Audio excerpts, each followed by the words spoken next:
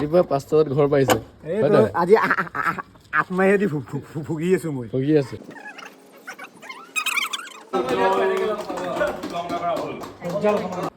নমস্কাৰ good morning আজি ৰাতিপুৱা 4:30 বজাতে ভিডিঅ'টো আৰম্ভ কৰিছোঁ কাৰণ আজি এটা ডাঙৰ কিবা হ'বলৈ গৈ আছে আৰু ডাঙৰ কিবা মানে আজি আচলতে আমি এটা ভাল মোমেণ্ট পাৰ কৰিম আৰু আমি আপোনালোকে সকলোৱে জানে মই এখন ধাৰাবাহিক কৰি আছিলোঁ হৃদয় এক বিজ্ঞাপন য'ত নেকি প্ৰখেন নামৰ চৰিত্ৰটো আপোনালোকে খুবেই বেছি মৰম কৰিছিল আৰু আজি সেই হৃদয় এক বিজ্ঞাপন চিৰিয়েলখনৰ শেষৰ দিনৰ শ্বুটিং হ'বলৈ গৈ আছে আৰু আজি শেষ হ'ব আমি ৰাতিপুৱা 5টা বজাত কল টাইম 5টা বজাত মোক পিক আপ কৰিবলৈ আহিব 5টা 5:30 ভিতৰত আৰু মই সেইকাৰণে 4:30 বজাতে উঠি ৰেডি হৈ ভিডিঅ'টো আৰম্ভ কৰিছোঁ কাৰণ আজি এনেকুৱা এটা মোমেণ্ট মই ভিডিঅ' কৰি ৰাখিবই লাগিব আৰু ময়ো আপোনালোকক দেখাম কেনেকৈ আমাৰ হৃদয় এক বিজ্ঞাপনৰ শেষৰ দিনটো শ্বুটিং হ'ল কেনেকৈ শেষৰ দিনটো পাৰ কৰিলোঁ গতিকে ভিডিঅ'টো আপোনালোকে একদম শেষৰলৈকে চাই থাকিব আৰু আপোনালোকক পুনৰবাৰ ধন্যবাদ জনাওঁ যে আপোনালোকে মোক হৃদয় এক বিজ্ঞাপনত এই প্ৰখেন চৰিত্ৰটোক ইমান বেছি মৰম কৰাৰ কাৰণে ইমান বেছি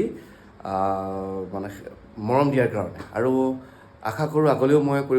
কৰি থকা চৰিত্ৰবোৰত আপোনালোকে এনেকৈ মৰম কৰিব আৰু দুগুণ উৎসাহ দিব মই যাতে আৰু ভালকৈ কাম কৰিব পাৰোঁ গতিকে এতিয়া দেৰি নকৰোঁ ব'লক ভিডিঅ'টো আৰম্ভ কৰোঁ এয়া হ'ল আমাৰ কলিদাদা আমি সকলোৱে তেওঁক কলিদাদা বুলি মাতোঁ আৰু কলিদাদা গাড়ীখনে সদায় মোক শ্বুটিঙলৈ পিক আপ কৰে আৰু আজি শেষৰ দিনটোত শ্বুটিঙলৈ পিক আপ কৰি আনি থাকোঁতে কলিদাদা গাড়ীখনৰ অৱস্থা হ'ল এনেকুৱা চাওক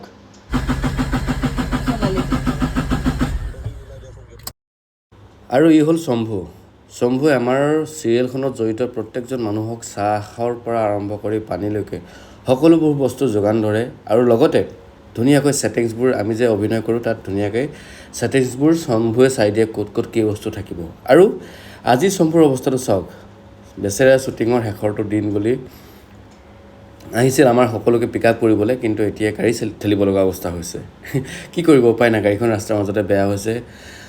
মেচিনাৰী বস্তু কোনোটো গেৰাণ্টি দিব নোৱাৰে কেতিয়াবা হৈ যায় এনেকুৱা আৰু সিহঁতে হাঁহি গাড়ীখন ছাইড কৰি ৰখাই লৈছে এতিয়া কি কৰোঁ ভাবা গৈছে আৰু ভিতৰত কোন আছে আমি কথা পাতোঁ ব'লক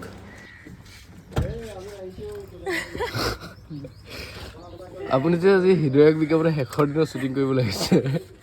এই গাড়ীখন যে এই কলিতা গাড়ীখন যেনেকৈ হ'ল আপুনি এতিয়া অনুভৱ কেনেকুৱা বিৰাট ভাল আজি আমাৰ যাত্ৰা ভাল শেষ কৰি দি কলিতা হাঁহিয়ে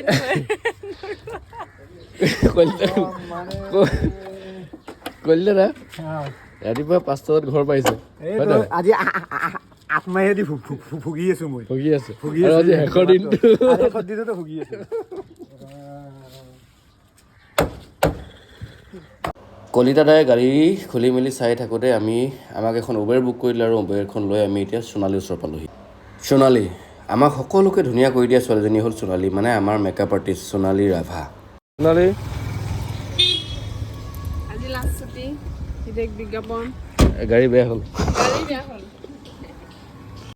আৰু উবাৰখনে আমাক আমাৰ গন্তব্যস্থানত অৰ্থাৎ লোকেশ্যনত নমাই দিলে আৰু প্ৰথমতে মই আমাৰ লোকেশ্যনটো আপোনালোকক দেখাই লৈছোঁ মানে ইয়াৰ পৰা এই একদম টপ ফ্ল'ৰত আমাৰ শ্বুটিং হ'ব মানে 1 2 3 4 5 6 7 মানে 7 ফ্ল'ৰত আহি আমি নামিলোহি আৰু চাওক প্ৰথমতে মই আপোনালোকক বাহিৰৰ পৰিৱেশটো ইয়াৰ পৰা ভিউটো এবাৰ দেখাই লৈছোঁ কি ধুনীয়া এইটো হ'ল আমাৰ ফ্ল'ৰটো আমি একেবাৰে টপ ফ্ল'ৰটো শ্বুটিং কৰোঁ যেতিয়া মই টপ ফ্ল'ৰলৈ যাম মানে চাদৰ ওপৰলৈ যাম তেতিয়া তাৰ পৰা ভিউটো আপোনালোকক দেখাম আৰু ইয়াতে এটা বস্তু চাওকচোন এইবোৰ দেখিছেনে ইয়াতে ৰিস্কি কিন্তু শিলৰ ওপৰত ঘৰ বনাই আছে মানুহবোৰে এইখিনি কাহিলীপাৰা হয় জেগাখিনি কাহিলীপাৰা একজেক্ট জেগাখিনি কি নাজানো কিন্তু কাহিলীপাৰাত এনেকৈ মই প্ৰথম দেখিলোঁ শিলৰ ওপৰতো ঘৰ বনাই থকা বহুত ৰিস্কি যেন মোৰ ফিল হয় হয়তো ৰিস্কি নহ'ব পাৰে বাকী পৰিৱেশটো চাওক এবাৰ সঁচাই বহুত বেছি ধুনীয়া পৰিৱেশটো আৰু এই পৰিৱেশ উপভোগ কৰি মই এনেকৈ জ্বলনাত জ্বলি ৰৈ আছোঁ আমাৰ সকলোবোৰ আহি পোৱালৈকে এয়া হ'ল আমাৰ বিপুল দা আমাৰ কেমেৰাৰ কেয়াৰটেকাৰ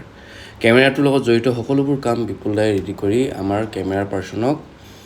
ৰেডি কৰি দিয়ে কেমেৰা পাৰ্চনলৈ কেমেৰাটো আগবঢ়াই দিয়ে আৰু এতিয়া বিপুল দাই তাৰে ছেটিংছবোৰ মিলাই আছে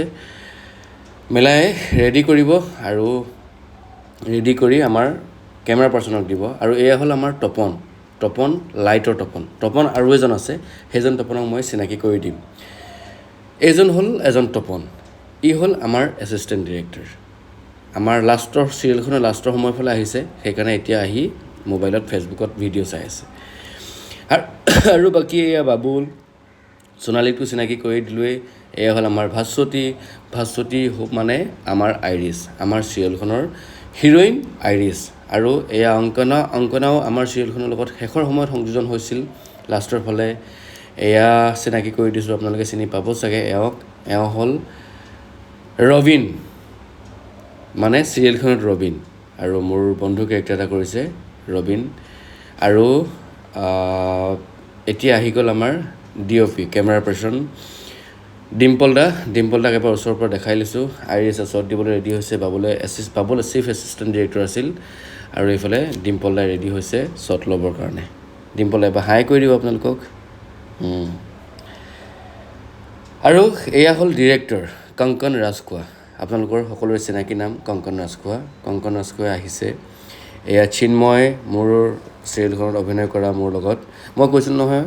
সোণালী আমাৰ সকলোকে ধুনীয়া কৰি দিয়ে গতিকে সোণালী সকলোকে ধুনীয়া কৰি আছে আৰু এতিয়া আমি ফাইনেলি আহিলোঁ টপ ফ্ল'ৰত মানে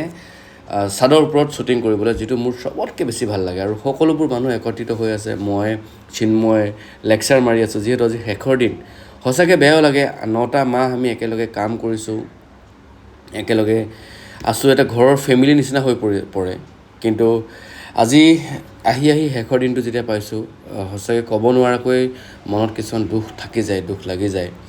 তো উপায় নাই আমিতো আকৌ কেতিয়াবা ক'ৰবাত আকৌ এনেকৈ চিৰিয়েলৰ জৰিয়তে আকৌ লগ পাম গতিকে তথাপিও সেই দুখবোৰৰ মাজতে হাঁহি ধেমালিৰে পাৰ কৰি আজি দিনটো শেষ কৰিম বুলি ভাবিছোঁ এয়া অংকনাকতো মই আগতে আপোনালোকক চিনাকি কৰি দিছিলোঁ অংকনা নতুনকৈ আমাৰ চিৰিয়েলখনৰ লগত সংযোজন হৈছিল যদিও তাই খুবেই বেছি ভাল পাইছিল আচলতে তাৰপাছত আমাৰ শেষৰ দিন বুলি আজি সকলোৰে কাৰণে এনেকৈ স্প্ৰাইট ঠাণ্ডা আৰু কেক খুৱাবলৈ ৰেডি হৈছে আৰু আমাৰ তপনে কেকটো লৈ প'ষ্ট দিছে কেমেৰাৰ সন্মুখত আৰু তাৰ আগতে মই আপোনালোকক এই ধুনীয়া যে স্প্ৰাইট আৰু কেক খাই মই কি পৰিৱেশ এটা উপভোগ কৰিছোঁ আপোনালোককো এবাৰ দেখাব বিচাৰিছোঁ চাওকচোন কি ধুনীয়া সঁচাকৈ দেই আমাৰ গুৱাহাটীখন ক'ব লাগিব গুৱাহাটীখন সঁচাকৈ বহুত বেছি ধুনীয়া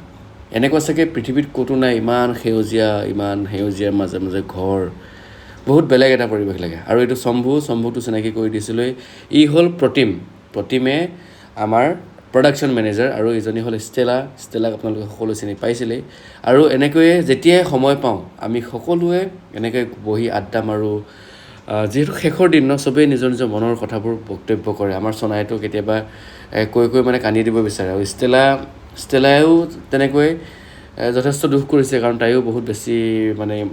ইনভলভ আছিল প্ৰথমৰ পৰাই আৰু বাকী এতিয়া আহিলে সকলোৱে ভাত খোৱাৰ সময় শম্ভুৱে সকলোকে দি এতিয়া নিজে খাইছে এয়া হ'ল তপন